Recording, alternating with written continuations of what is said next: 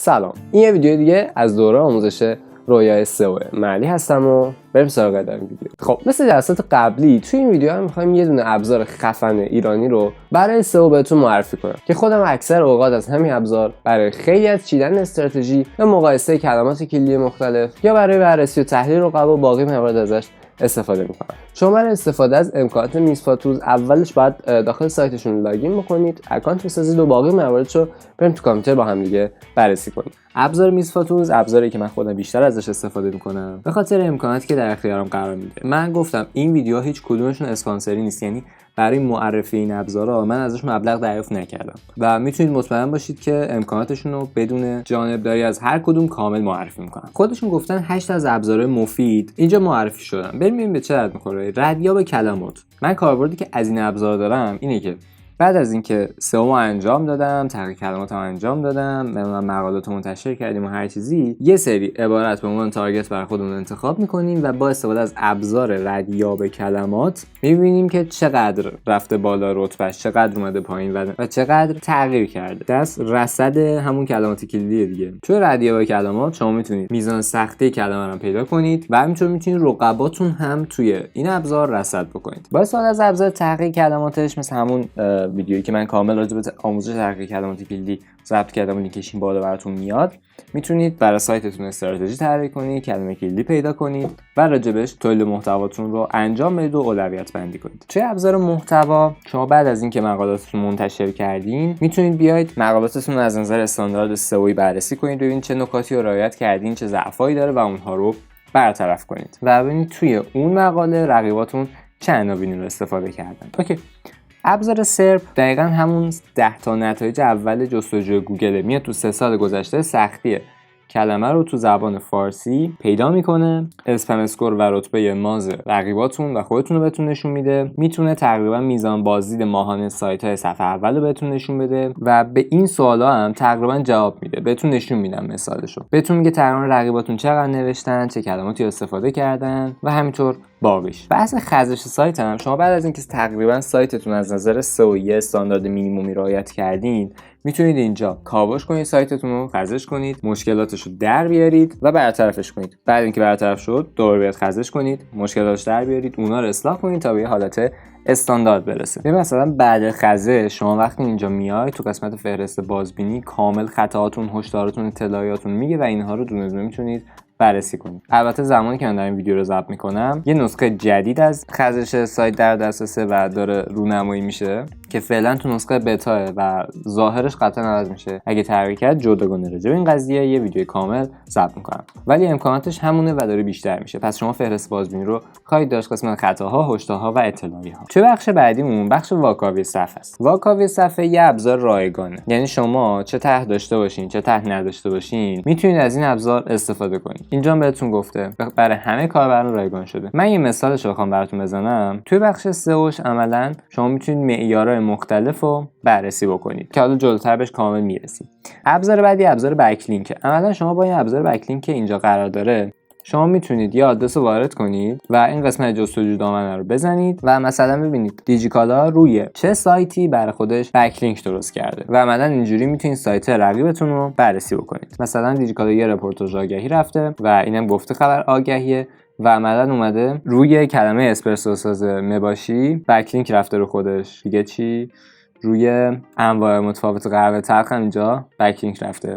پس اینجا کامل میتونید رقیباتون متوجه بشین که روی چه چیزایی بکلینک رفتن. مثلا اینجا میبینید کاملا مشخصه که روی کلمه گوشی سامسونگ دیجیکالا اینجا کمپین بکلینک رفته و گفته مثلا خبر آنلاین تمام فرض کنید سایت باراش مثلا برای من کلمه گوشی آنلاین. حالا مواردی که داخل جلسه بکلینک کامل متوجهش میشین. اوکی، بخش بعدی بخش گزارشگیریه. توی بخش گزارشگیری شما میتونید اگر سئو کار هستین ازش استفاده کنید برای اینکه به کارفرماتون گزارش بدید یا مثلا به همکاراتون برای هماهنگی و این داستانا، و اینکه اگرم میخواید بعداً توی رزومتون استفاده کنید میتونید اون صفحه رو در آینده به افراد مختلف نشون بدید. آقا این کاری که کردم نتیجه پیشرفتشون، یا مثلا این یه گزارشیه از سئویی که مثلا من داشتم، شما میتونید مثلا بهم اعتماد بکنید. این معروف ترین ابزاری بودش که میزفا داره، اما همشون نیست. یه سری امکانات دیگه هم داره که مثلا میتونید کلمات رو به‌روزرسانی کنید و این موارد. و یکم بیایم پایینتر مزیتاشو گفته، مقالاتشو گفته، سوالاتو گفته. اگه اینجا سوالی دارید میتونید بررسی کنید. فیلم‌های آموزشیشون هم هست، رسید تو قسمت پایگاه دانششون فیلم‌های آموزشیشون هستش. خیلی خب بریم خود ابزار رو بررسی کنیم. اوکی، وقتی وارد ابزار میزفا تولز میشین، اولین چیزی که میبینید پیشخوانه. تو پیشخوان شما میتونید به دامنه هاتون وارد بشین و دامنه جدید از اینجا اضافه بکنید. مثلا سایتتون رو اینجا اضافه کنید، یه اسم براش انتخاب کنید و به اینجا اضافهش کنید. میتونید سطح دسترسی انتخاب کنید، اینکه چند نفر به اینا دسترسی داشته باشن. رقیباتون رو میتونید اینجا اضافه کنید و از این قسمت هم میتونید وارد تنظیمات اون دامنه بشین. خب اولین آیتممون ابزار کلماته. بذارید من اینا رو ببندم. ببینید چند مدل ابزار داریم. ما یه سری ابزار داریم که با کلمات روبرو هستیم. وقتی روش میزنیم یکی ردیاب کلمات و تحقیق کلمات. شما برای اینکه بخواید مسیر یک سئو سایت رو انجام بدین، اول باید برید تو قسمت تحقیق کلمات. این قسمت براتون خالیه قاعدتاً. هیچ چیزی اینجا وجود نداره به خاطر اینکه کلمه هنوز اضافه نکردید. تو قسمت کلمات انبوه اگه برید، میتونید اینجا مثلا کلمه اضافه کنید. فرض کنید عسل، اینجا بزنید سرطان، چون این سایت راجع به ارتباط عسل و سرطان. شما اصلا میتونید بزنید کفش و مثلا کفش اسپورت. خب منبع جستجو گوگل، سرور 1، زبان فارسی و جستجو کلمه. اینجا میاد براتون کلمه کلیدی هایی که شما میتونید توشون تولید محتوا رو انجام بدید، یا مثلا کلا کلمه کلیدی هایی که میتونید برای خودتون در نظر بگیرید و بهتون نشون میده. خیلی کلمه کلیدی زیادیه و عملا شما هر چند تایی که پیدا کردین برای خودتون باید لیست کنید توی اکسل، اولویت بندی کنید. هزار تا کار باید روش انجام بدید که توی ویدیوی آموزش تحقیق کلمات کلیدی کاملی موارد رو توضیح دادم بهتون. میریم وارد قسمت کیورد پلنر میشیم. فقط دیتاهای کلمات انبوه سیو نمیشه ها، یعنی شما باید ازش خروجی بگیرید. اگه خروجی نگیرین دیتاتون از تبش خارج بشه میپره. پس شما کارتون که با این قسمت تموم شد، بعدا میرید سراغ موارد دیگه.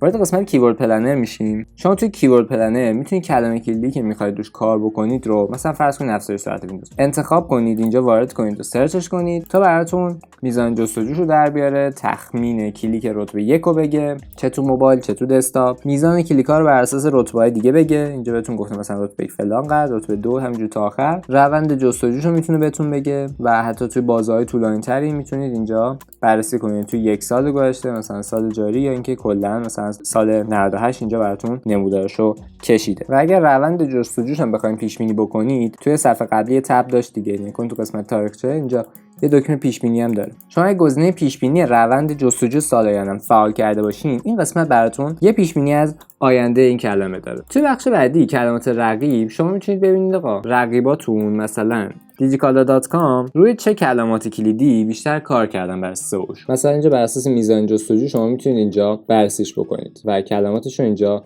ببینید. توی بخش بعدی میزان جستجو، شما میتونید کلمات کلیدی مختلفی اینجا اضافه بکنید و براتون بررسی بکنه ببینه میزان جستجو اون کلمه چقدره. تقریبا هم بحث کیورد پلنره، اما اینجا رو کلمات بیشتری میتونید سرچش بکنید. و دو تا آیتم خوبی که بهتون میده، برای گوگل ادز هم بهتون یه سری دیتا میده که مثلا هزینه این کلمه به ازای هر کلیک حدوداً چقدر میشه. مثلا اینجا اگر تعمیر لپتاپ رو سرچ بکنم، به ازای هر کلیک تقریباً 300,000 تومان گوگل پول دریافت میکنه که کسی اگه سرچ کرد تعمیر لپتاپ، سایت شما رو بالاتر از بقیه نشون بده. و این عدد تا 936 تومان هم میره، یعنی بر اساس رتبه. فرض کن رتبه 1، رتبه 2، رو چه کلماتی چه شهری، نمیدونم همه اینا تاثیرگذاره. تو بحث کلمات طولانی هم مثل کلمات مرتبط، شما وقتی قسمت ردیاب کلماتتون رو فعال کردین، اینجا براتون کلماتو میاره. ترکیب کلمات هم شما دو تا کلمه میتونید انتخاب بکنید. مثلا دوره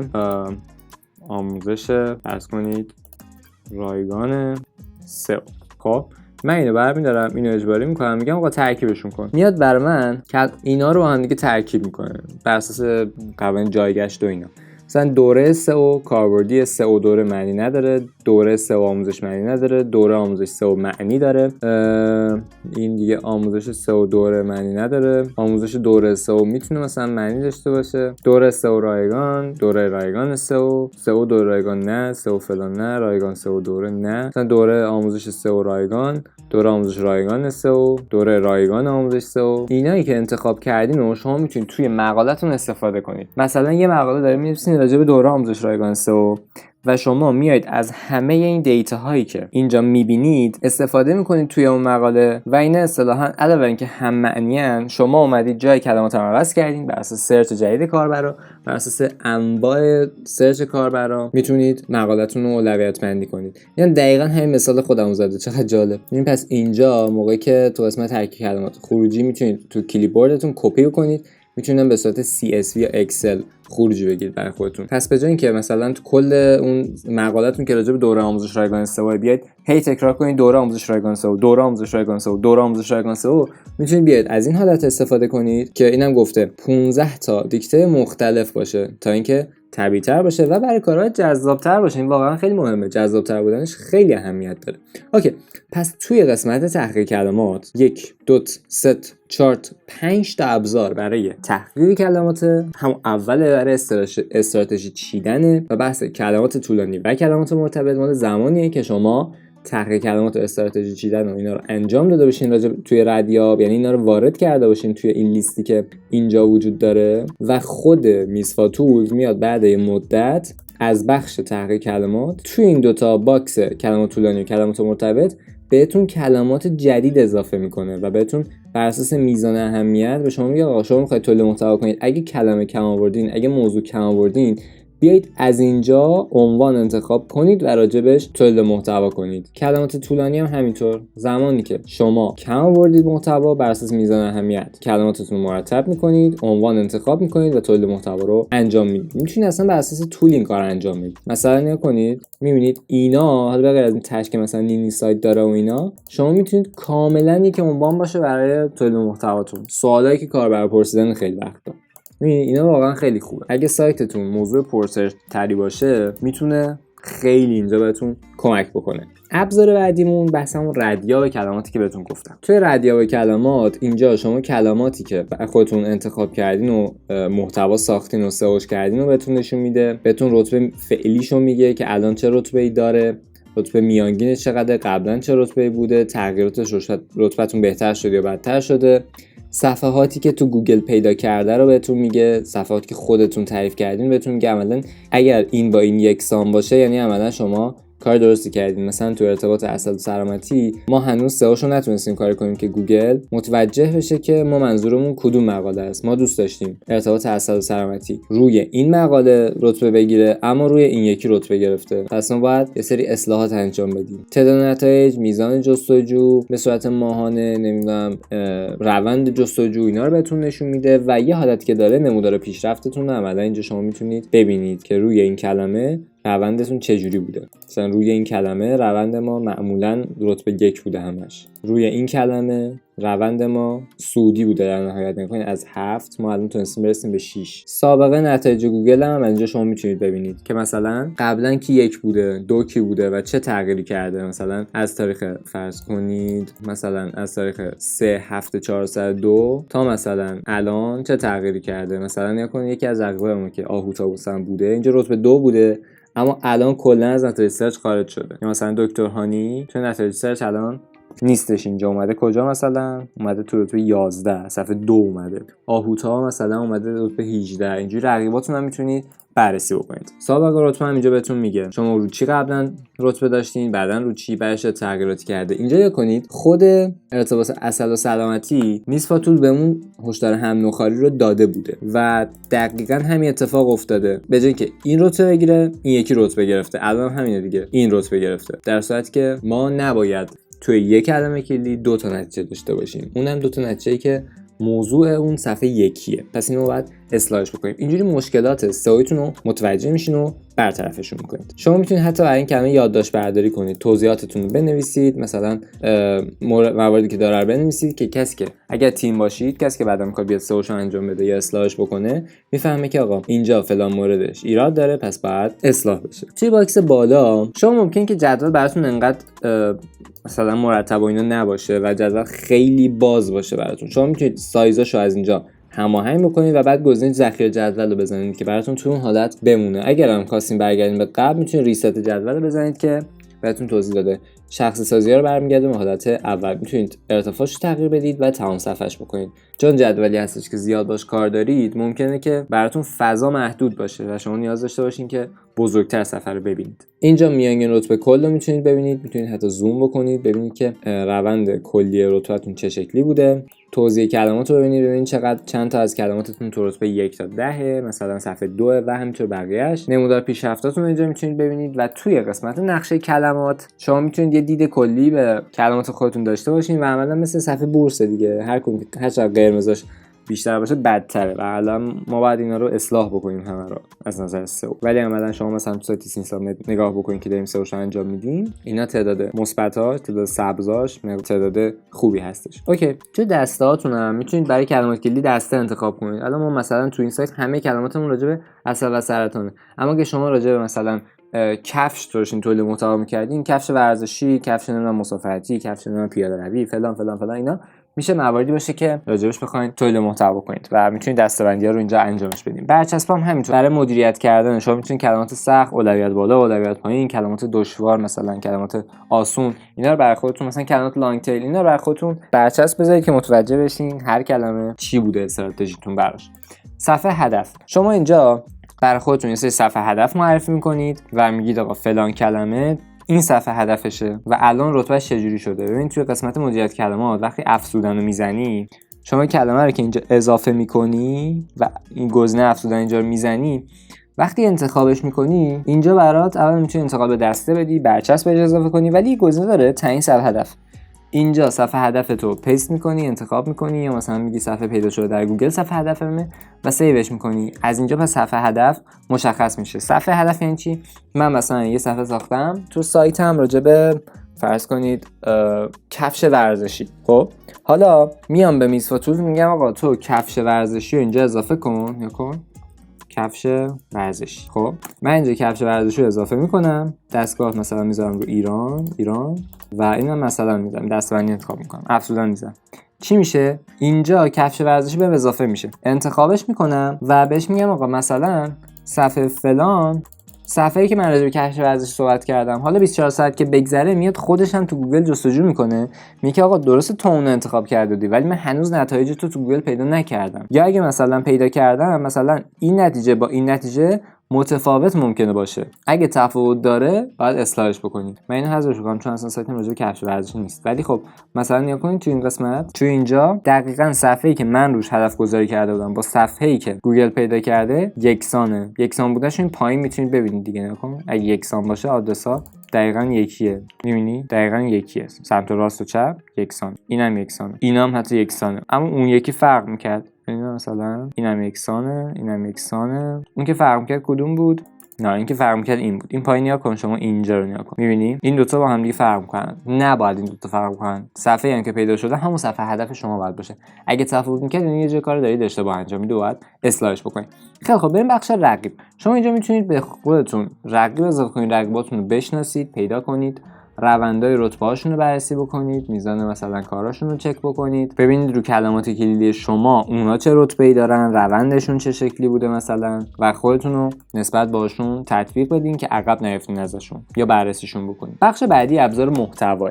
این ابزار مال زمانیه که شما سئوهاتون رو انجام دادین، یه محتوا رو سئو کردین، مثلا 10 تا محتوا منتشر کردین و حالا میاد میبینید خب این مثلا سئویی که انجام دادین سئو خوبیه، سبز براتون، ولی بازم میتونید مثلا رقیباتون اینجا بررسی کنید ببینید که توی کلمه کلیدی شما چیا مثلا استفاده شده و شما هم اگر نیازه از اونها یاد بگیرید و موارد رو برای خودتون درست بکنید. کلمه کلیدیتون هم اینجا مینویسه، کلمه کلیدی که انتخاب کردین بهتون میگه که مثلا چه کلماتی توی عنوان استفاده شده، موارد 2 کلمه‌ای چیا، 3 کلمه‌ای و همینجوری تا جلوتر. ایست واژه هم اینجا بهتون کامل میگه. قسمت عنوان سوالی هم شما مثلا برای خودتون انتخاب میکنید، مثلا کفش ورزشی، اینجا جستجوی عنوان رو میزنید و بعدش اینجا براتون عناوین سوالی مرتبط با این رو پیدا میکنه. مثلا چی اینجا گوشی زده، فرض کنید عناوین سوالی رو این خیلی زیاد پیدا میکنه، شاید بذارید تمام بشه، خروجی بگیرید، چک کنید و همینجوری ازش خارج نشید. این مثلا اینجا گوشی رو اضافه کرده، جستجو رو زده، اینجا ثبت کرده مثلا 111 تا پیدا کرده، بر اساس طولش چطور گوشی رو فلش کنیم، چطور گوشی رو هک کنیم، چطور رجیستر کنیم، فلان فلان فلان، هر چیزی که چرا مثلا چگونه و این داستان هستش. شما این موارد رو میتونید به عنوان سوالات پرتکرار سایتتون استفاده کنید، میتونید به عنوان یه هر کدومش یه مقاله جداگانه باشه و سئوش بکنید و کم کم روی اون کلمه رتبه میگیرید. بخش بعدی ابزار سرپ یا Search Engine Result Page. توی ابزار سرپ شما عملاً تو این قسمت کلمه کلیدتون رو وارد میکنید، مثلا همون کفش ورزشی یا مثلا دکوری لوکس اینجا رو مثال زده، یا مثلا مواردی که من استفاده کردم راهنمای خرید لپتاپ. روش که بزنید اینجا بهتون میگه میزان سختی کلمه چقدره، میزان جستجوی کلمه ماهانه چقدره، 10 تا نتایج اول گوگل چیا هستن. حالا میتونید بیاید اون نتایج اون 10 تا نتیجه رو بررسی کنید، ببینید مثلا چند تاشون FAQ داره، چند تاشون نداره. گفته که همشون بدون FAQ هم، پس شما میتونید مقاله بسازید راجع به این قضیه که FAQ داشته باشه. همه سایت داره ریتینگ هم، پس دامین اتوریتی بسیار بالایی دارن، رقابت توشون پس سخته. اسپم اسکورشون شما میتونید اینجا ببینید، رتبه مازشون اینجا میتونید ببینید، تاریخچه‌هاشون میتونید اینجا ببینید از مثلا چند بوده هر دفعه که بروز رسانی شده بر اساس تاریخی که اینجا میبینید دیگه، مثلا 1 هفته 2022 تا مثلا 1 6 2023 روند رتبه‌ها چه شکلی بوده، افت و بالا پایین رفتن‌ها چه شکلی بوده، رابطه بین رتبه و سن دامنه، رتبه و تعداد کلمات رو اینجا شما توی این کلمه کلیدی بررسی کنید. و توی بخش بریف محتوا که من خودم خیلی دوستش دارم، علاوه بر اینکه میزان سرچ و میزان سختیشون میبینید، می‌بینید که میانگین عنوانتون چقدر باشه، میانگین توضیحات متاتون چقدر باشه، چند تا تگ H1 خب باید یه دونه تگ H1 رعایت بکنید دیگه، چند تا تگ H2، چند تا تگ H3 و اینکه کلمات کلیدی اون صفحه چند تاست. مثلا مقاله اون صفحه ها میانگین 9800 کلمه‌ای باید باشه، پس شما با مقاله 500 کلمه‌ای انتظارات رو گرفتن نباید داشته باشین. میتونید عناوین سئو رو تحلیل بکنید، ببینید چه کلماتی استفاده شده، تگای H1 تا H3 هاشون اینجا تحلیل بکنید، ببینید که چه آلترناتیو تکستایی برای عکساشون انتخاب کردن و اینکه کلمات کلیدی پیشنهادی و مرتبطش میگه اوکی تو اینا نمیتونی رتبه بگیری، بیا تو اینا تست کن، بیا تو این مرتبطات تست کن میتونی رتبه بگیری. حالا این که چی اسم برند توشه، ولی اینا رو تو میتونی تست بکنی برای رتبه گرفتن و جستجوهای خوبی هم دارن، کم نیستن. وقتی تو تونستی تو اینا رتبه بگیری، حالا بیا برای رقابت با دیجیکالا و نمیدونم بهینه پردازش و اینا تلاش کن. میگه از چه کلماتی بیشتر استفاده شده، از لپتاپ نمیدونم فلان اینا کلماتی بوده که از همه بیشتر استفاده شده. گفتم مثلا بهترین لپتاپ 101 بار، این لپتاپ مثلا فلان، هر کدوم از اینا لپتاپ مثلا 1206 بار استفاده شده و این موارد. چگالیاشون هم اینجا بهتون میگم. بخش بعدی بخش خزش سایت. من فعلا همون پنل قبلیه رو میرم، وقتی آپدیت شد ویدیو جدیدش رو بهتون میگم. بهتون سلامت رو میگه که چند تا آدرس خزش شده و این داستانا. خطاها رو میگه، چند تا تصویرتون بدون آلت، چند تا صفحه با HTTP دارید که اگر اینا مشکل داشته باشه میتونید برطرفش بکنید. چند تا صفحه خطا دارید، پیوند داخلی خارجیاتون چه جوریه، چند تا صفحه تصویر اینا دارید، توضیحاتون چه شکلیه و اینکه چند تا عمق خزش دارید. بخش تاریخچه شما میتونید بررسی کنید ببینید روند رشدتون چجوری بوده، چند تا خطا داشتین، چند تا خطا شده الان، مثلا چند تا هشدار داشتین الان چند تا شده، اطلاعات چند تا بوده چند تا شده، چقدر خزش طول کشیده، صفحاتی که خزش شده رو از اینجا میتونید ببینید، ایراداشو میتونید پیدا بکنید و برطرفش کنید. میتونید مثلا تعداد پیوندهای شکسته‌شو ببینید، پیوند داخلی خارجی همه‌شو ببینید. خیلی واقعا ابزار خوبیه برای اینکه مشکلاتتون برطرف کنید. روی هر کدومم که بزنید اینجا توضیحاتش بهتون میگه، مثلا هر کدوم مثلا چه ایرادی داشته. که اینجا الان توضیحاتو دقیقاً میگه که چه صفحه‌ای بوده اینجا. فلان صفحه‌مون اینجا توضیحات نداره. اوکی.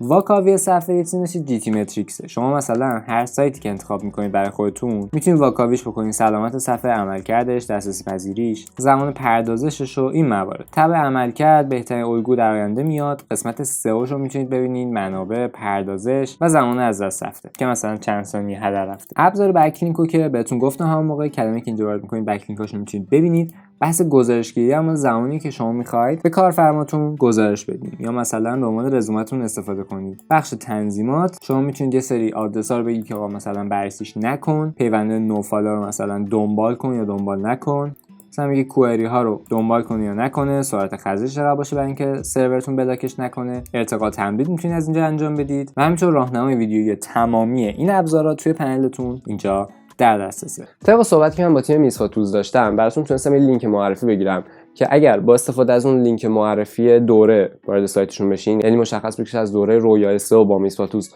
آشنا شدید، میتونید روی تعداد روزایی که دریافت میکنید یه مقدار بیشتر بگیرید. حالا عدد دقیقش نمیدونم، مثلا فرض کنید اکانت 30 روزتون یه مقدار بیشتر میشه. برای تعداد بیشتر میتونید با پشتیبانیشون در ارتباط باشین، ولی در کل این آفریه که تونستم من ازشون بگیرم. قیمت این ابزارم واقعا به صرف است. ببین اینجا بهتون گفته دقیقاً اول اینکه ابزار خارجی دلاریه و همینطور باقی ابزار ایرانی هم گفته 50% گرونتر از میز و توزه. اینو خودتون باید بررسی بکنید. منتها شما میتونید از اینجا طرحتون انتخاب کنید.